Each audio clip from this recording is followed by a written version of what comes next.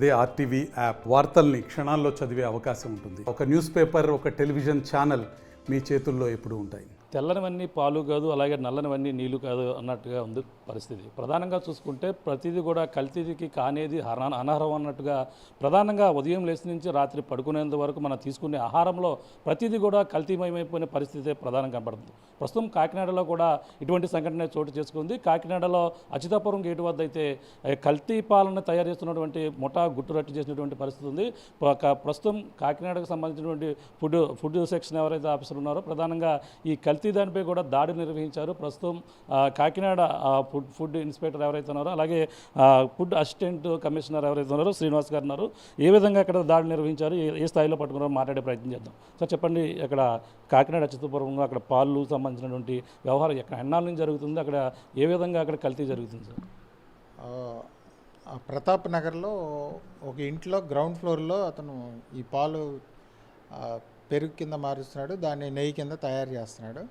అతను పాలు బయట నుంచి తక్కువ క్వాంటిటీలో కొనేసి మిల్క్ పౌడరు, వివిధ కంపెనీల పాల ప్యాకెట్స్ కలిపేసి పాలలో నుంచి వెన్న తీసేసి దాంట్లో మళ్ళీ మిల్క్ పౌడర్ కలిపేసి దాన్ని పెరుగులాగా మారుస్తున్నాడు. ఆ వెన్నని నెయ్యిలాగా కాసి అమ్ముతున్నాడు పబ్లిక్. దీంట్లో ఏంటంటే పబ్లిక్ గమనించాల్సింది, పాలల్లో నుంచి వెన్న తీసేసి ఆ పాలల్లో మళ్ళీ మిల్క్ పౌడర్ చిక్కదనం తగ్గకుండా ఉండటం కోసం మిల్క్ పౌడర్ కలిపేసి అది పబ్లిక్ అమ్ముతున్నాడు. పబ్లిక్ గమనించాల్సింది ఏంటంటే దాంట్లో ఉన్నదంతా తీసేసి మిల్క్ పౌడర్ కలుపుతున్నాడు, వెన్న తీసేసి. అది గమనించాలి పబ్లిక్ కొనుక్కునేవాళ్ళు. ఆ ఫ్లేవరు చిక్కదనం తగ్గలేదు కాబట్టి ఈ జెన్యూన్ మిల్క్ అని అనుకుంటున్నారు పబ్లిక్. అందుట్లో అతను అన్హైజీనిక్ కండిషన్స్లో తయారు చేస్తున్నాడు పాల నుంచి పెరుగు కానీ నెయ్యి కానీ. అక్కడ డోర్స్ మీద కానీ ఆ వాల్స్ మీద కానీ ఫంగస్ దాదాపు 1 ఇంచు మందాన పెరిగిపోయి ఉంది. అదేమాత్రం పొరపాటున పాలల్లో కాసిన చల్లార్చిన వాటిలో కానీ పెరుగులో కానీ పడితే అది పాయిజనస్ దీని కింద మారిపోతుంది, ఆ బ్యాక్టీరియా అదంతా. కాబట్టి అక్కడ ఏం చేసామంటే అక్కడ పెరుగు శాంపిల్, నెయ్యి శాంపిల్ తీసాం మ్యానుఫ్యాక్చరింగ్ యూనిట్లో. కాసిన వేడి పాలు ఉన్నాయి కాబట్టి అక్కడ పాలు తీయలేదు. అతనిదే సేల్ పాయింట్ ఉంది వెంకటేశ్వర స్వామి గుడి దగ్గర. అక్కడికి వెళ్ళి మేము అబ్జర్వ్ చేసిందంటే అక్కడ పెరుగు ఉంది, పాలు ఉన్నాయి, ఫ్రూట్ జ్యూస్ అమ్ముతున్నాడు, పచ్చళ్ళు కూడా అమ్ముతున్నాడు. కానీ ఈ 2 క్యాంపస్లకు FSSAI లైసెన్స్ లేదు. కాబట్టి అండర్ సెక్షన్ 63 కింద రెండింటి మీద లైసెన్స్ లేనందువల్ల జాయింట్ కలెక్టర్ గారి కోర్టులో కేసు వేస్తున్నాం. ఆ 4 శాంపిల్స్ రిపోర్ట్ వచ్చిన దాన్ని బట్టి రిపోర్ట్ని బేస్ చేసుకొని దాని మీద చర్యలు తీసుకోవడం జరుగుతుంది. అంటే ఇప్పుడు ప్రోడక్ట్ ఏదైతే ఉందో పాలు సంబంధించిన కంపెనీ ఏదన్నా దానికి ఒక కంపెనీ ఎలాగ గుర్తించడం అంటారు? అంటే ఇప్పుడు మీరు పట్టుకున్నటువంటి కంపెనీ ఏ పేరుతో అక్కడ ఆయన విక్రయాలు జరుపుతున్నారంట? అతను ముంతల్లో పెరుగు తోడిపెట్టి అమ్ముతున్నాడు, బ్రాండ్ నేమ్ లేదు. అట్లానే ట్రాన్స్పరెంట్ కవర్స్లో, పాలిథిన్ కవర్స్లో పాలు సీల్ చేసి అమ్ముతున్నాడు. ఆవు పాలు అంటున్నాడు, గేదె పాలు అంటున్నాడు, బ్రాండ్ నేమ్ లేదు. అతను retail centre Annapurna dairy opposite Venkateswara Swamy గుడి. కాబట్టి అతను బ్రాండ్ నేమ్ ఉండాలి, ఫుడ్ లైసెన్స్ ఉండాలి. అతను తయారు చేసే చోట మిల్క్ పౌడర్ వాడకూడదు. అదేవిధంగా వేరే పాలు తెచ్చేసి తన పాలలాగా అమ్మకం చేయడం కూడా తప్పది. అక్కడ ఖాళీ ప్యాకెట్స్ ఉన్నాయి, ఈ మిల్క్ పౌడర్ ప్యాకెట్స్ కూడా ఉన్నాయి, అవి కూడా సీజ్ చేయడం జరిగింది. అదే ఎన్నాళ్ళ నుంచి జరుగుతుందని అంటే దానికి సంబంధించిన లైసెన్స్ కానీ ఎటువంటి పర్మిషన్ కానీ ఏమైనా ఉన్నాయండి వాటికి? కొంచెం 2-3 ఇయర్స్ నుంచి జరుగుతున్నట్టుగా అక్కడ పరిస్థితులను బట్టి మాకు అర్థమవుతుంది. ఆ క్యాంపస్ కూడా municipal administration, public health department వాళ్ళకి చెప్పి అన్హైజీనిక్ కండిషన్స్ ఉన్నాయి కాబట్టి ఆ తయారీ యూనిట్ని సీజ్ చేయడం కూడా జరిగింది municipal authorities under public health act కింద. అదంతా రెక్టిఫై చేసుకొని శుభ్రం చేసుకున్న తర్వాత అతను లైసెన్సులు తీసుకున్న తర్వాత అతను తయారు చేసుకోవచ్చు. పాల పళ్ళు బయట పాలు తెచ్చేసి వెన్న తీసేసి పాల పౌడర్లు కలిపేసి జనాలను చీట్ చేయకుండా పాలల్లో వెన్న తీసేయకుండా అమ్ముకుంటే అతని బిజినెస్ అతను చేసుకోవచ్చు. అంటే కృత్రిమంగా తయారు చేసే పాలు ఉంటుందా, అటువంటి ప్రాసెస్ ఏమన్నా ఉందో గమనించారు మీరు? అక్కడ కృత్రిమంగా పాలు తయారు చేయాలంటే అక్కడ ఆయిల్ ప్యాకెట్స్ ఉండాలి, ఇంకేదన్నా వేరే వేరే ప్రాసెస్లు అక్కడ ఏం లేవు. అతని ఇల్లు కూడా చెక్ చేయడం జరిగింది, అలాంటి ఏం ఆనమాలు లేవు. కాకపోతే వేరే బ్రాండెడ్ మిల్క్ పౌడరు, వేరే బ్రాండ్ పాలు తెస్తున్నాడు, వెన్న తీసేసి ఆ మిల్క్ పౌడర్ కలుపుతున్నాడు చిక్కదనం తగ్గకుండా ఉండడం కోసం, పబ్లిక్ అమ్ముతున్నాడు. దాంట్లో వెన్న ఉండదనేది పబ్లిక్ తెలియట్లేదు. కాబట్టి అట్లా చేయొద్దని చెప్పాం, శాంపిల్స్ తీసాం. ఆ రిపోర్ట్ని బట్టి చర్యలు తీసుకుంటాం. అండర్ సెక్షన్ 63 కింద లైసెన్స్ లేదనే దాని మీద కేసు వేస్తున్నాం 2 క్యాంపస్లు. అంటే పాలు కొనేటప్పుడు మనం ఎటువంటి గుర్తించాలంటారు? అంటే మీరు ప్రధానంగా ఇప్పుడు వెళ్ళారు కాబట్టి తెలిసింది, అక్కడ ప్రధానంగా పెరుగు, నెయ్యి మాత్రం అమ్ముతున్నారు, పాలు కూడా అమ్మే ప్రక్రియ కూడా ఉందండి అక్కడ? పాలు కూడా పాలిథిన్ కవర్లో పెట్టి అమ్ముతున్నాడు.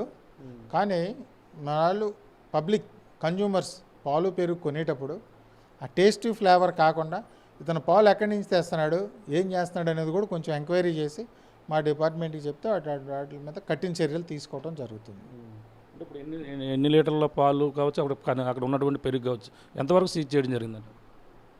పాలు పెరుగు సీజ్ చేయలేదు, శాంపిల్స్ లిఫ్ట్ చేసాం. పాల పౌడర్ మాత్రం సీజ్ చేయడం జరిగింది. ఎందుకంటే నేను పాల పౌడర్ వాడలేదని రేపు తర్వాత చెప్పే అవకాశం ఉంది కాబట్టి పాల పౌడర్ని సీజ్ చేసాం. ఈ పెరిషబుల్ ఆర్టికల్స్ దాంట్లో ఏం వస్తుందో రిపోర్ట్ తెలియదు, స్టాండర్డ్ ఎంత ఉందో తెలియదు, కాబట్టి మనం వాటిని సీజ్ చేయడానికి లేదు. బేసింగ్ ఆన్ ద రిపోర్ట్ అతని మీద చర్యలు తీసుకుంటాం. అండర్ సెక్షన్ 63 కింద జాయింట్ కలెక్టర్ గారి కోర్టులో మాత్రం రెండింటికి లైసెన్స్ లేదనేది కాబట్టి కేసు వేస్తాం. At the same time municipal authorities ఆ తయారీ యూనిట్ని సీజ్ చేశారు, ఎందుకంటే అన్హైజీనిక్ కండిషన్స్ ఉన్నాయి. సీజర్ ప్రొసీజర్ మాకు లేదు కాబట్టి పబ్లిక్ హెల్త్ మున్సిపాలిటీ అడ్మినిస్ట్రేషన్ వాళ్ళతో సీజ్ చేయించడం జరిగింది. అంటే పాల పౌడర్ అనేది బయట నుంచి వచ్చేదా, వేరే కంపెనీ అన్న యూజ్ చేస్తున్నారంటే వీళ్ళు? బ్రాండెడ్ కంపెనీస్ పాల పౌడర్లో వాడుతున్నారు, మనం అది బయటికి డిస్క్లోజ్ చేయకూడదు. అది పరిస్థితి. ఇప్పుడు శాంపుల్ తీసుకున్న వచ్చిన రిపోర్ట్ని బట్టి వాళ్ళపై చర్యలు ఉంటాయి. Report basing on the report చర్యలు తీసుకోవడం జరుగుతుంది. రిపోర్ట్ కన్నా ముందు లైసెన్స్ లేదు కాబట్టి దాని మీద అండర్ సెక్షన్ 63 కింద జాయింట్ కలెక్టర్ గారి కోర్టులో వేస్తాం. అది పెనాల్టీ కేసు. అది అయిన తర్వాత అప్పుడు లైసెన్స్ ఇస్తాం. అతను హైజీనిక్ కండిషన్స్తో క్యాంపస్ డెవలప్ చేసుకుంటే సీజ్ ఓపెన్ చేసిన తర్వాత అప్పుడు అతనికి పర్మిషన్ ఇవ్వడం జరుగుతుంది. అయితే పాల పౌడర్లో పాలు బయటికి తెచ్చి ఇట్లా చేయకూడదు, వెన్న తీసి అమ్మకూడదు. అంటే ఈ పాలు తాగడం వల్ల హెల్త్ పరంగా ఎటువంటి ఇబ్బందులు ఉండే అవకాశం ఉంటుంది జనరల్గా? పాలు తాగటం వల్ల కృత్రిమ పాలు అయితే అనారోగ్యం బారిన పడే అవకాశం ఉంది, కానీ ఈ ఫైనాన్షియల్ లాస్ ఉంటుంది. ఎందుకంటే వెన్న తీసేసి పాలలో పాలపిండి కలిపేసి అమ్ముతున్నాడు కాబట్టి పబ్లిక్కి ఫైనాన్షియల్ లాస్ ఉంటుంది, ఆర్థికంగా లాస్ట్. డిఫరెంట్ ఏ విధంగా కాస్ట్ ఏ విధంగా రూపాయలు అమ్ముతున్నాడు, వెన్న తీసేస్తున్నాడు, కొంచెం పాలపొడి కలిపేస్తున్నాడు. కస్టమర్స్కి ఫైనాన్షియల్ లాస్ ఉంటుంది. అన్హైజీనిక్ కండిషన్స్లో తయారు చేస్తున్నాడు కాబట్టి ఆ పెరుగులో అదేదన్నా బ్యాక్టీరియా అలాంటిది అన్హైజీనిక్ కండిషన్లో ఏమైనా అటాక్ అయితే ఈ అంటువ్యాధులు, అది జాండీస్, డయేరియా, టైఫాయిడ్ ఇలాంటివి వచ్చే అవకాశం ఉంటుంది. Thank you sir. చూస్తున్నా ఇది పరిస్థితి. మనం పాలు కొనేటప్పుడు అలాగే పాలు కావచ్చు, పెరుగు కావచ్చు, ఇటువంటి అన్ని కొనేటప్పుడు సరిగా చూసుకుని కొనే పరిస్థితులు అయితే ఉన్నాయని చెప్పేసి అంటున్నారు. అలాగే ఈరోజు కాకినాడలో బయటపడినటువంటి ఈ యొక్క కల్తీ పెరుగు అలాగే నెయ్యి తయారీ కేంద్రంపై అక్కడ అధికారులు అక్కడంతా కూడా తనిఖీలు చేయగా అన్నీ కూడా ఆశ్చర్యకర నిజాలు కూడా బయటపడినటువంటి పరిస్థితి.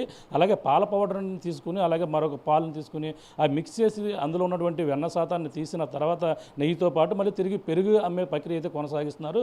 ఎటువంటి లైసెన్సులు లేకుండా అనాథరైజ్డ్గా అక్కడ చేస్తున్నటువంటి పరిస్థితి అయితే అక్కడ ఉంది. అలాగే ప్రత్యేకంగా ఇది కొన్నాళ్ళ నుంచి కూడా అక్కడ గుట్టిసప్పుడు కాకుండా ఈ వ్యాపారాన్ని అయితే కొనసాగిస్తున్నటువంటి పరిస్థితి ఉంది. వాళ్ళకు వచ్చినటువంటి ఫిర్యాదు మేరకు అక్కడికి వెళ్ళి తనిఖీ చేయగా ఇవన్నీ కూడా బయటపడినటువంటి పరిస్థితి. దీనిపై ప్రస్తుతం అవన్నీ కూడా సీజ్ చేసినటువంటి కొన్ని శాంపుల్ కూడా తీసుకున్నారు. శాంపుల్లో వచ్చినటువంటి ఆధారాలను బట్టి ఆ యొక్క దాన్ని బట్టి వాళ్ళపై చర్యలు కూడా ఉంటాయి. ప్రస్తుతం ఎటువంటి లైసెన్స్ లేకపోవడంతో వాటిపై ప్రస్తుతం అయితే కేసు నమోదు చేసి వాళ్ళపై చర్యలు తీసుకుంటున్నటువంటి పరిస్థితి ఉంటుందని చెప్పేసి ప్రధానంగా కాకినాడకు సంబంధించిన ఫుడ్ ఇన్స్పెక్టర్ ప్రధానంగా అసిస్టెంట్ ఫుడ్ కంట్రోలర్ ఎవరైతే శ్రీనివాస్ గారు చెప్తున్న పరిస్థితి ప్రధానంగా ఉందని చెప్పాలి. దిక్కునున్న తాజా పరిస్థితి. కెమెరా వెంకటేశ్వర ప్రకాశ్, RTV, కాకినాడ నుంచి. మరిన్ని వీడియోస్ కోసం ఛానల్ ని సబ్స్క్రైబ్ చేయండి, లేటెస్ట్ అప్డేట్స్ కోసం వాట్సాప్ ఛానల్ ని ఫాలో చేయండి అండ్ లింక్ డిస్క్రిప్షన్ లో ఉంది.